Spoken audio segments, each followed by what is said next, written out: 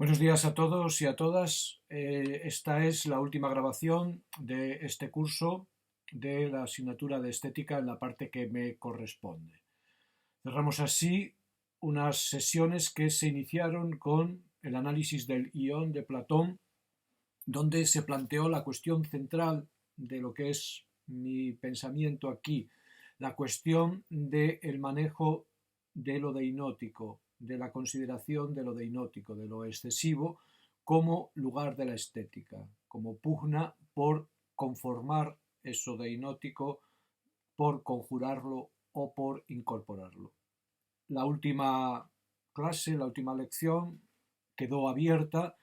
Os di a elegir fundamentalmente entre Heidegger y Perniola, como un autor más contemporáneo, y Rosa Luxemburgo, como una autora un poco anterior a los otros dos, y habéis elegido Rosa Luxemburgo. Me parece bien porque Heidegger puede ser asimilado a lo que vimos en Rimbaud, sería una variante, por decirlo así, de la ontología rambodiana, y Perniola es un autor actual, contemporáneo, y habría exigido un análisis del entretiempo, un análisis de la sociedad europea y del pensamiento europeo de los años 30, 40, 50, 60, 70, 80, 90 e incluso de los 2000. Y quizá eso quedaría mejor pues en la segunda parte de estética, en la asignatura de teoría de las artes de cuarto de carrera.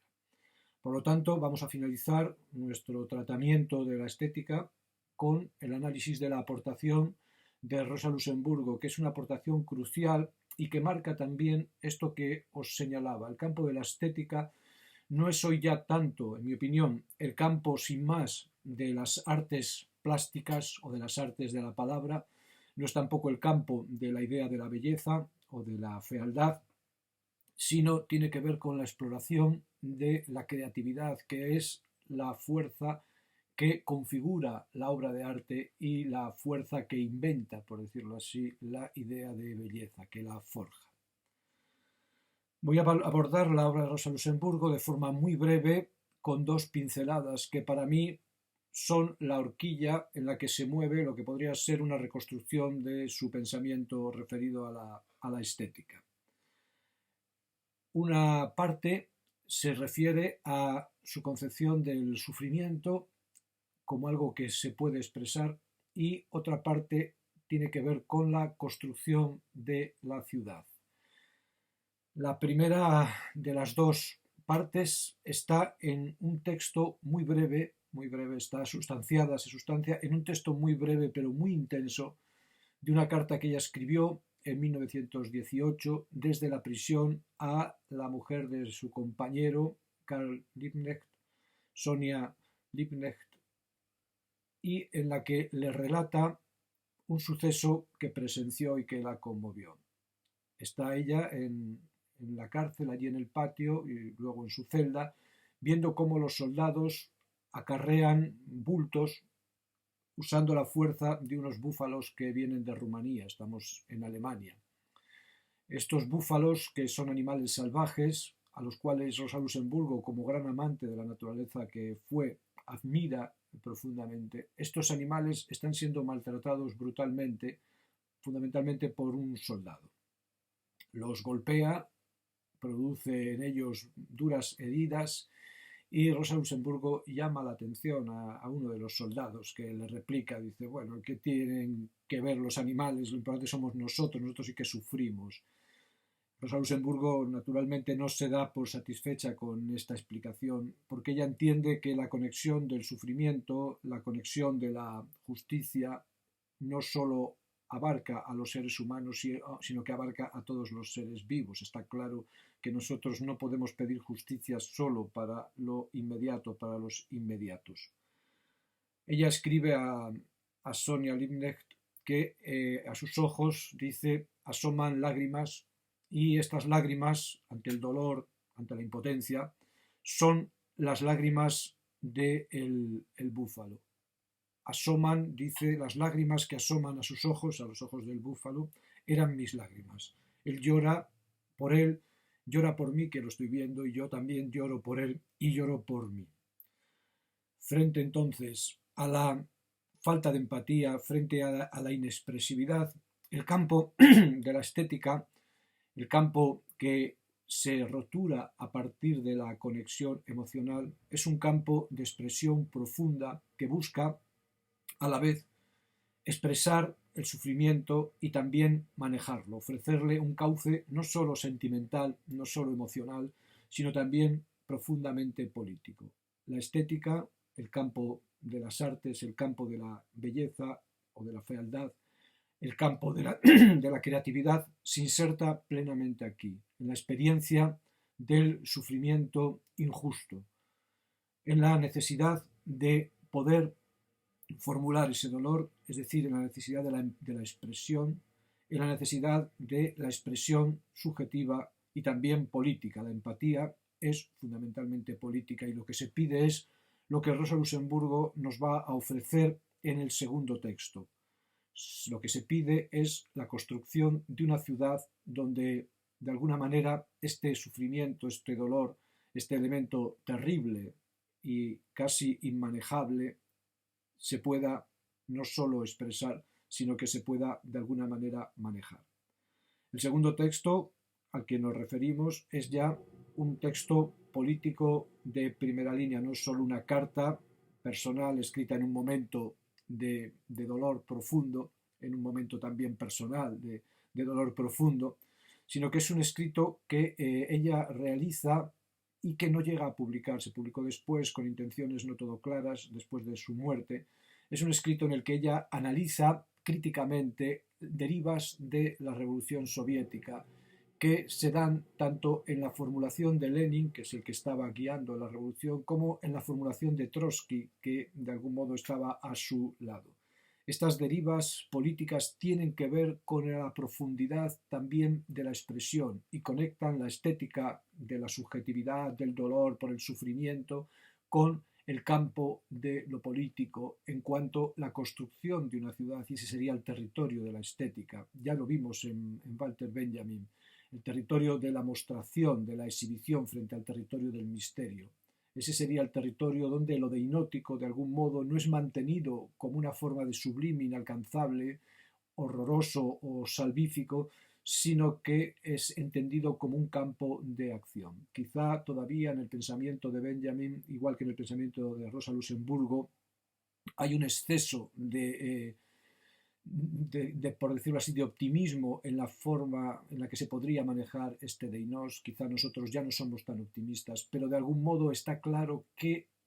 es ahí donde se tiene que poner la vivencia y el manejo del Deinos, en el ámbito de lo político. Quizá no de forma tan clara, tan soluble como se da en Benjamin y sobre todo en Rosa Luxemburgo, pero sí como tarea política. Es decir, lo deinótico tiene que ser alejado de lo cultico, tiene que ser alejado de lo teológico, tiene que ser alejado de una metafísica que en el fondo es una forma dualista de aristocracia y de dominio, y traído al campo de lo practicado, al campo de lo exhibido, al campo de lo político. El segundo texto, entonces, es una reflexión que ella hace y pone por escrito sobre la Revolución Rusa, una revolución con la que ella está de acuerdo, y nosotros también aquí estamos de acuerdo. Yo también estoy de acuerdo con la Revolución Rusa, con lo que pretendió la Revolución Rusa, e igualmente estoy en desacuerdo con la deriva leninista y stalinista, y estoy de acuerdo con lo que dice Rosa Luxemburgo, lo que la aproxima a una postura de corte más anarquista. Para Rosa Luxemburgo, la Revolución Rusa tiene el primer gran acierto, que es la abolición de la propiedad. De algún modo nos sitúa la Revolución Rusa en un horizonte absolutamente nuevo, absolutamente diferente, y es por lo tanto una verdadera revolución. Es el horizonte donde la propiedad no es la base de la construcción de la ciudad, donde la apropiación entonces no es la base de la realidad, no es la base de la subjetividad ni la base de la ciudad. Un gobierno, una forma de construir ciudad que no esté basada en la propiedad es lo que ella llama la dictadura del proletariado. La dictadura del proletariado no consiste en un gobierno despótico de una clase sobre otra, sino consiste en la construcción común por parte de todos los elementos de la sociedad de una ciudad no basada en la propiedad y por lo tanto una sociedad no basada en la regresión, una sociedad no basada en el cálculo, una sociedad no basada en unas determinaciones a priori de lo que deben ser las cosas. Aquí va a estar, como os digo, el punto de fricción con Lenin y el punto de fricción que sitúa la estética en un lugar radicalmente diferente y, en mi opinión, en un lugar radicalmente contemporáneo. El gobierno, entonces, la construcción de la ciudad necesita, dice Rosenburgo, la participación, la creatividad de toda la masa del pueblo. El pueblo se disuelve en masa, es decir, desaparecen las nociones de clase, que son nociones que vienen a partir de la propiedad, y el pueblo desapropiado, de alguna manera, se convierte en masa, se convierte en un elemento general, en un elemento común, en un elemento que es un elemento informe y que de alguna manera tiene que cobrar forma a partir de su propia autoeducación, es decir, tiene que crecer. Frente a la posición de Lenin y Trotsky, que sostienen que el pueblo tiene que ser guiado, que la masa tiene que ser conducida por unas minorías cognitivas, por las vanguardias del proletariado, sin embargo, Rosa Luxemburgo piensa que la fuente de la experiencia, la fuente de la creación de la ciudad, la fuente del ascenso y de la maduración, tiene que ser la vida pública en su carácter de vida, es decir, en su carácter de libertad. Una libertad que no se basa en la propiedad, sino es una libertad que está más allá, que es más constitutiva que la propiedad y que no desemboca en la propiedad, no desemboca en la regresión, sino desemboca en la, por decirlo así, en el aumento, en la implementación de la vida social. Esta creatividad, este aprendizaje, esta maduración de las masas no se puede llevar a cabo desde una serie de normas prefabricadas, desde una serie de reglas a priori. El marxismo, piensa Rosa Luxemburgo, la obra de Marx no ofrece recetas positivas sobre la creación de la ciudad. Ofrece alguna receta negativa, como la abolición de la propiedad, pero no ofrece ninguna receta positiva, concreta, para llevar a cabo la transformación socialista. De algún modo, esto, sin embargo, no es un defecto, y en esto, además, no tenemos ningún elemento de utopía. Las utopías, el socialismo utópico frente al socialismo científico en el que ella se instala, la utopía nos da las reglas, nos dice cómo que tiene que ser la sociedad. La cientificidad del marxismo consiste en determinar las condiciones negativas de posibilidad de la sociedad socialista y dejar abiertas las derivas positivas. Esto, entonces, no tener unas recetas, no tener un programa, no estar determinado, no es un defecto, es una virtud, es precisamente lo estrictamente científico. La creatividad es lo estrictamente científico, no lo reglado. El sistema socialista, entonces, solo puede ser fruto de una experiencia viva, de una historia viva,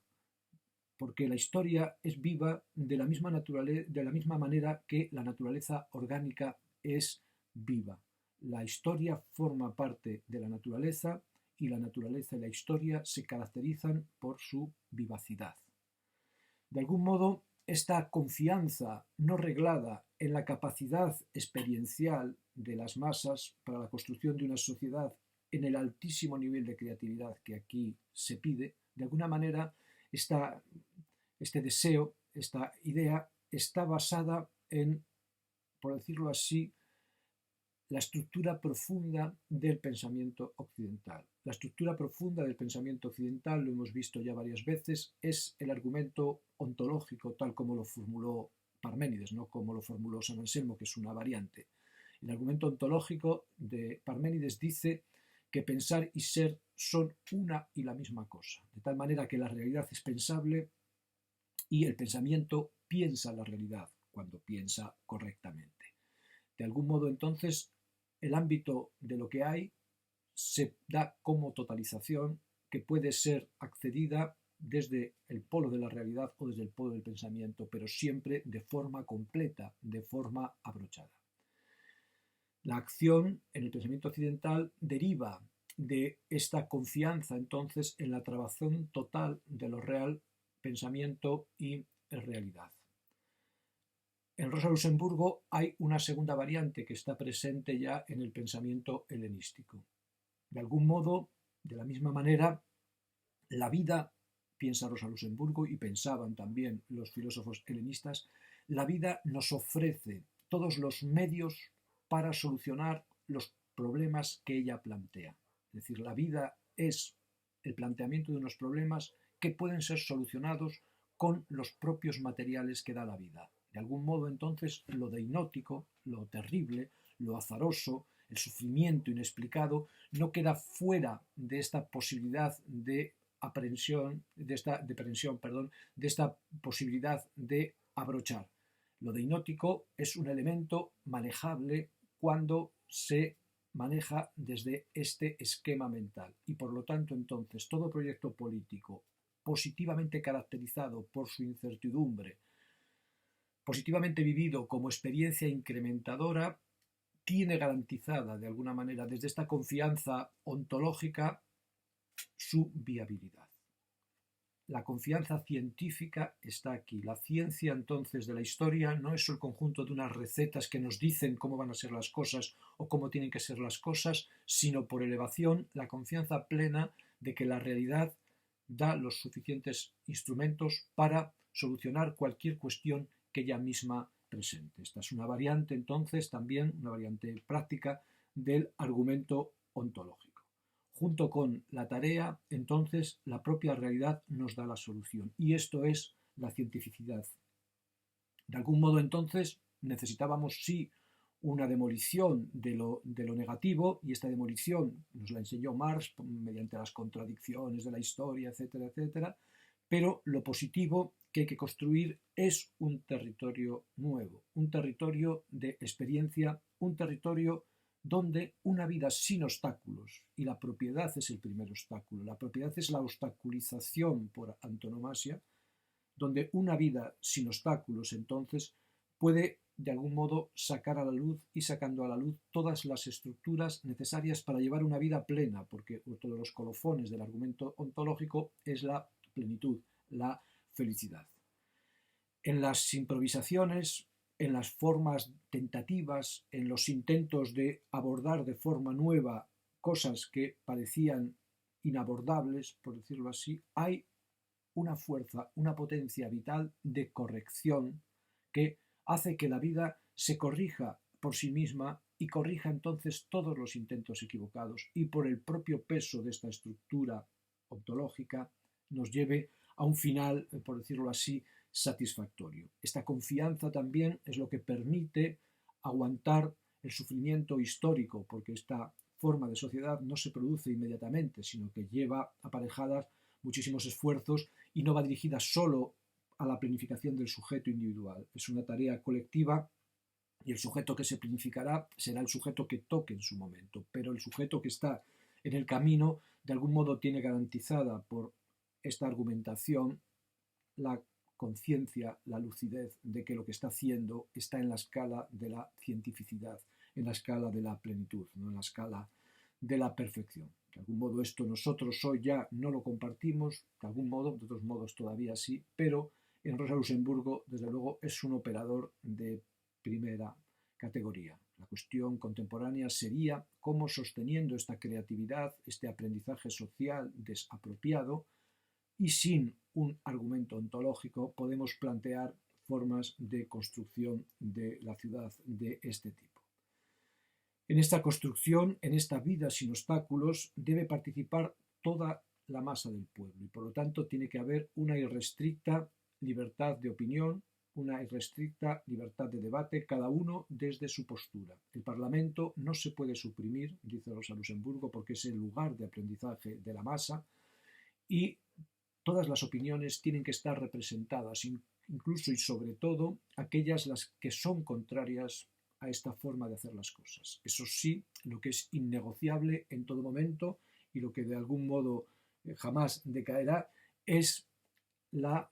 imposibilidad de la propiedad. Es decir, la libertad no se basa en la propiedad como en las teorías liberales modernas, sino que la libertad es el más allá de la posibilidad. Es un concepto absolutamente creativo,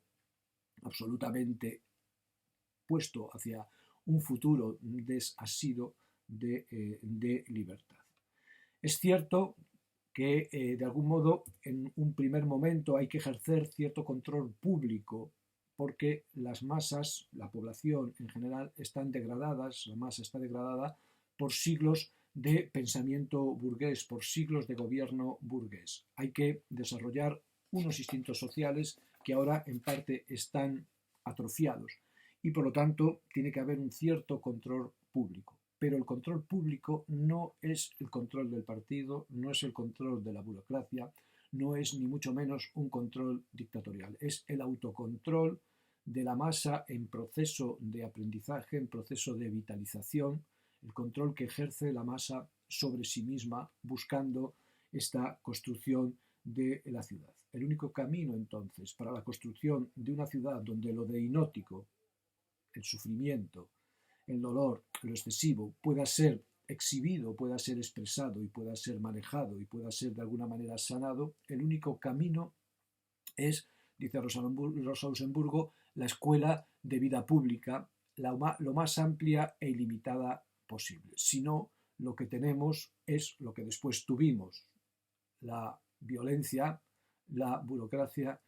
un ejemplo profundo de deshumanización y de traición, por decirlo así, a unos ideales que buscaban lo contrario en gran medida de lo que luego se efectuó. Esta es la posición de Rosa Luxemburgo, una posición entonces que amalgama la impresión subjetiva de dolor con la expresión objetiva de la ciudad a través del concepto de educación del pueblo, una educación que es un aprendizaje de futuro sin restricciones, empezando por la eliminación de la restricción de la propiedad. Con esto entonces situamos el elemento de lo estético en el ámbito de lo político de esta manera. Quizá, como os digo, la visión de Rosa Luxemburgo, que está trabada por el argumento ontológico y que es por lo tanto una visión canónica del pensamiento occidental, sea una visión que hoy en día no es sostenible en cuanto está así enmarcada. Sí es sostenible, sin embargo, en el elemento de vida pública como aprendizaje y en el elemento de lo deinótico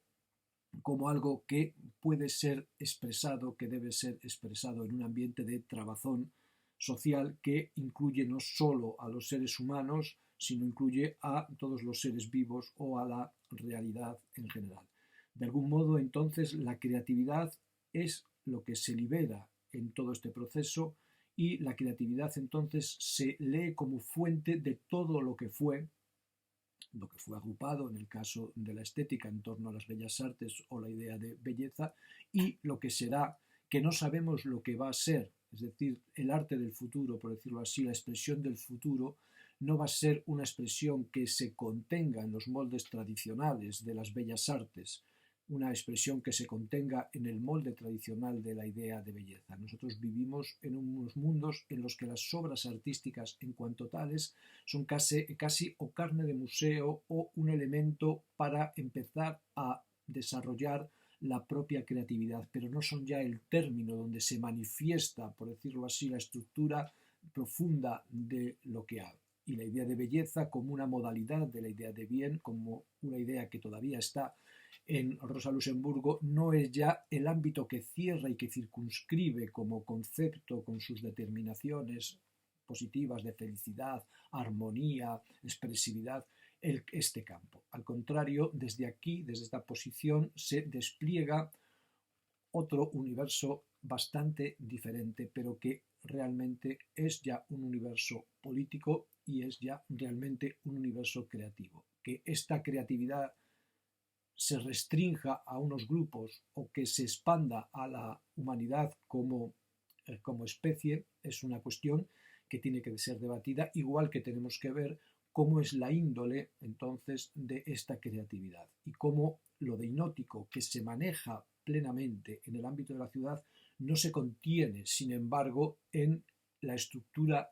cerrada de la ciudad en sentido tradicional. Vamos hacia un nuevo manejo y una nueva concepción de lo deinótico, hacia una nueva ubicación y una nueva determinación, y vamos hacia una nueva determinación claramente de la ciudad, en la que el cuerpo, por ejemplo, es uno de los signos de lo que está aconteciendo, las transformaciones profundas de los cuerpos en la actualidad. Con esto finalizamos aquí, cerrando una especie de círculo, lo deinótico excluido, lo deinótico marginalmente incluido, hasta lo deinótico exhibido, un ciclo que de algún modo sería una visión, entre otras posibles, del territorio de lo estético. Acabamos aquí con brevedad y dejamos esto así puesto. Hasta otra ocasión.